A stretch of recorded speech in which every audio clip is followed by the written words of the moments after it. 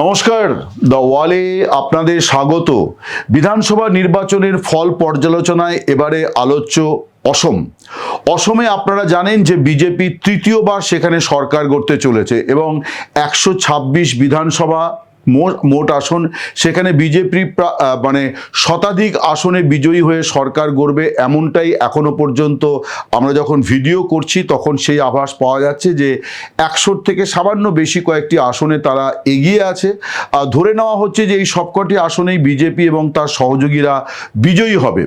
এখন প্রশ্ন হচ্ছে যে প্রায় মুখ থুবড়ে পড়া অবস্থা যে মানে কংগ্রেসের হলো, সেটাই বা কেন হলো এবং কোন সমীকরণে বিজেপি সেখানে তৃতীয়বার ক্ষমতা দখল করলো, এই বিষয়টা এখানে আজকে খানিকটা আলোকপাত করার চেষ্টা করি। প্রথমে আলোচনা করি যে কংগ্রেস কেন ব্যর্থ হলো।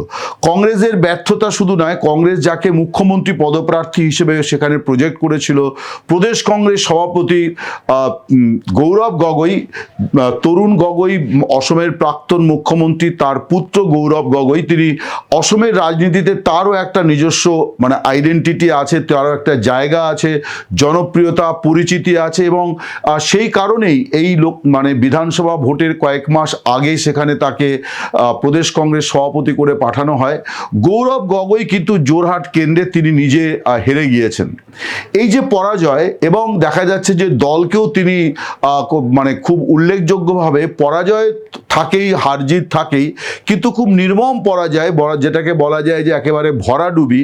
এই ভরাডুবির দু তিনটে কারণ আছে, তার মধ্যে মুখ্য কারণ সেটা হচ্ছে যে কংগ্রেস এই যে নির্বাচন পরবর্তী মধ্যবর্তী যে সময়টা, অর্থাৎ নির্বাচনের পর থেকে আরেকটি নির্বাচন, এই যে মধ্যবর্তী 5 বছর, এই 5 বছরে দেখা যাচ্ছে শুধুমাত্র অসম নয়, সব রাজ্যেই কম বেশি কংগ্রেসের এই অসুখটা ধরা পড়ছে যে তারা তাদের ভোটার বেস বাড়ানোর কোনো চেষ্টা করছে না।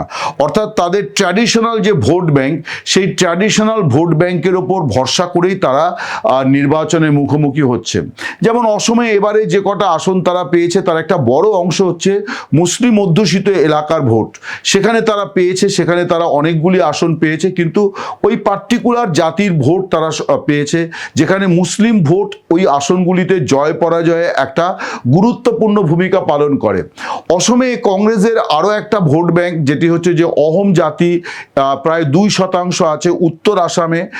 এছাড়া চা বাগানের যে শ্রমিকেরা, তাদের মধ্যে কংগ্রেসের একটা প্রভাব আছে, কিন্তু সেই প্রভাবটাকে ধরে রাখা মানে দীর্ঘদিন তারা কংগ্রেসকে ভোট দিয়েছেন, কিন্তু বিগত বহু বছর ধরে তারা এই দলীয় ছত্রছায়ার বাইরে, এবং সেখানে যে জায়গাটা দেখা গেছে যে বিজেপি এবং অন্যান্য দল তারা এই জনগোষ্ঠীর মধ্যে কিন্তু তারা তাদের প্রভাবটা তৈরি করেছে। অর্থাৎ কংগ্রেস একদিকে যেমন তার ঐতিহ্যগতভাবে যে ভোট ব্যাংক তার ছিল, সেটার উপরেই তারা কনসেন্ট্রেট করে আছে, সেটাকে বিস্তার ঘটানোর চেষ্টা করেনি, অন্য জনজাতির ওপরে, অন্য জনগোষ্ঠীর দিকে তারা তাদের সমর্থন আদায় করার চেষ্টা করেনি। তেমনি তাদের যে ভোট ব্যাংক, সেখানে দেখা যাচ্ছে যে জনসংযোগের অভাব, অর্থাৎ নেতা নেত্রী, তাদের সাংগঠনিক তৎপরতার অভাব, তার ফলে সেই জায়গাগুলোতে কোথাও বিজেপি, কোথাও অন্যান্য দল তারা নিজেদের সাংগঠনিক শক্তি বাড়িয়ে নিয়েছে। ফলে এই দুটো বিষয় তো হচ্ছে কংগ্রেসের জন্য। কংগ্রেসের তৃতীয় পয়েন্ট সেটা হচ্ছে যে বিজেপির মতো একটা দলের সরকার যেখানে 10 বছর ক্ষমতায় আছে, সেই সরকারের বিরুদ্ধে এমন নয় যে সেই সরকারের বিরুদ্ধে মানুষের কোনো ক্ষোভ নেই বা মানুষের কোনো বাদ প্রতিবাদ নেই, ব্যাপারটা এরকম নয়। কিন্তু এই রকম একটি দলের সরকারকে মোকাবিলা করার জন্য বিরোধী দল হিসেবে কংগ্রেসের যে ভূমিকা পালন করার কথা, সেটাও কিন্তু কংগ্রেস করেনি। এখনো পর্যন্ত আমরা দেখছি যে কংগ্রেসের সেই মানে লেট লথিফ মানসিকতা, এই যে প্রদেশ কংগ্রেস সভাপতি বদল করা হলো, এখন গৌরব গগৈকে পাঠানো হলো, তিনি কিন্তু খুব বেশি দিন সময় পেলেন না তার টিমকে সাজানো এবং হিমন্ত বিশ্ব শর্মা সরকারের বিরুদ্ধে প্রকৃত মানে বিরোধী দল হিসেবে একটা বড় আন্দোলন হাজির করা, এরকম কোনো কিছু করারই তিনি কোনো সুযোগ পেলেন না। এর সঙ্গেই যেটা রয়েছে যে চরম অনৈক্য, এই অনৈক্যের একটা বড় কারণ হচ্ছে যে একটা দল যখন স্থবির হয়ে যায় তখন নানান রকম অনৈক্য তার মধ্যে থাকে। যখন একটা দল খুব আন্দোলনমুখী থাকে, যখন কর্মতৎপরতা থাকে, তখন দেখা যায় যে সকলে মিলে কাজে ঝাঁপিয়ে পড়ে, একটা ঐক্য থাকে এবং সমমর্যাদার বিষয়টি তখন অনেক বেশি কার্যকর থাকে।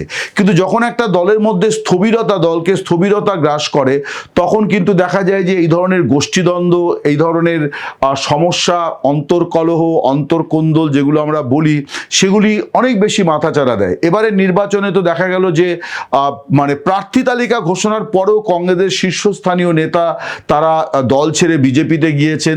এর আগেও একাধিক মানে প্রবীণ কংগ্রেস নেতা যারা রাজ্য কংগ্রেসের মুখ, তার মধ্যে দুজন তো প্রাক্তন প্রদেশ কংগ্রেস সভাপতি, তারাও দল ছেড়েছেন। কেউ কখনো তৃণমূলে গিয়েছেন, কেউ বিজেপিতে গিয়েছেন। এই সব মিলিয়ে রাজ্য কংগ্রেসের মধ্যে যে একটা অনৈক্য, সেই অনৈক্য কি করছে না, কংগ্রেসকে বিকল্প হিসেবে বেছে নেওয়ার যে মানে মানসিকতা মানুষের মধ্যে তৈরি হওয়া দরকার, যে প্রত্যাশা মানুষের মধ্যে জাগানো দরকার ছিল, সেটা কিন্তু কংগ্রেস করতে পারেনি।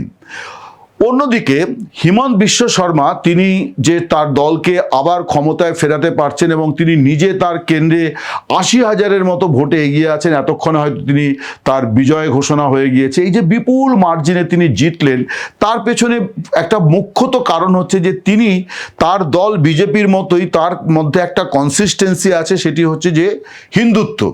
অর্থাৎ এই যে ধর্মীয় সমীকরণের রাজনীতিটা, এটা তার মতো করে উত্তর পূর্বে আর কোনো মুখ্যমন্ত্রী কিন্তু করতে পারেন না, বা করার চেষ্টাও করছেন কিনা সেটা নিয়েও মানে মানে সন্দেহ আছে।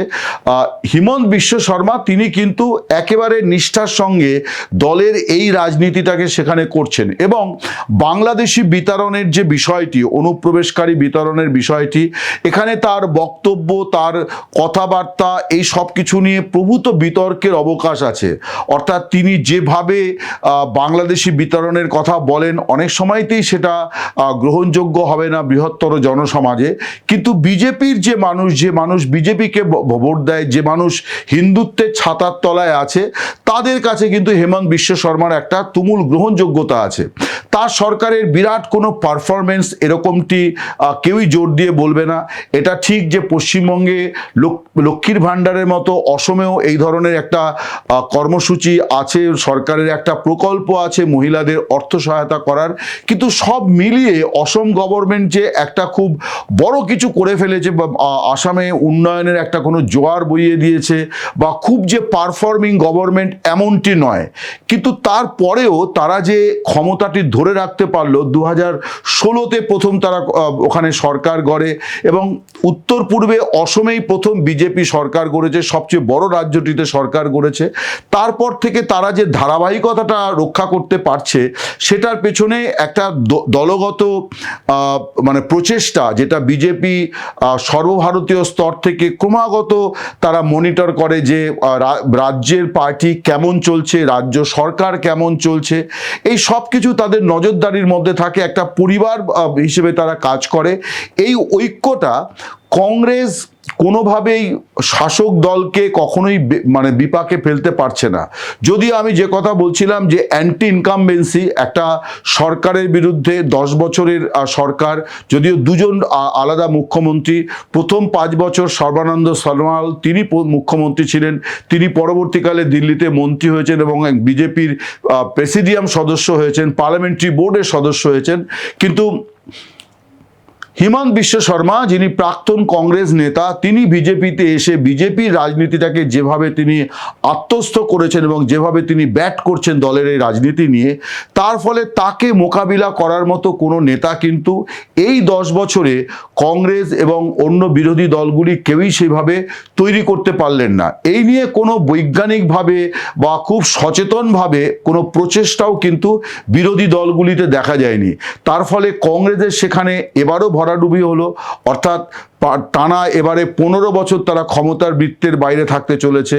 পরপর মানে এই নিয়ে তৃতীয়বার তারা আসামে পরাজয়ের মুখোমুখি হলো। অন্যদিকে বিজেপি, তারা যে সহজে এই জয় হাসিল করতে পারছে, তার পেছনে একটা অন্যতম কারণ কিন্তু বিরোধীদের অনৈক্য, বিরোধীদের ব্যর্থতা, এবং এই ব্যর্থতার সবচেয়ে বড় দায় কিন্তু কংগ্রেসের। তার কারণ কংগ্রেস সর্বভারতীয় দল, কংগ্রেস আসামের দীর্ঘদিনের শাসক দল, মানে নামজাদা সমস্ত নেতারা তারা কংগ্রেসের মুখ্যমন্ত্রী ছিলেন, কংগ্রেসের প্রদেশ কংগ্রেসের সভাপতি ছিলেন, কিন্তু দল এখন একেবারেই কি বলা যায় যে নেতৃত্বহীন একটা দুর্দশার মধ্য দিয়ে তাদের কাটছে।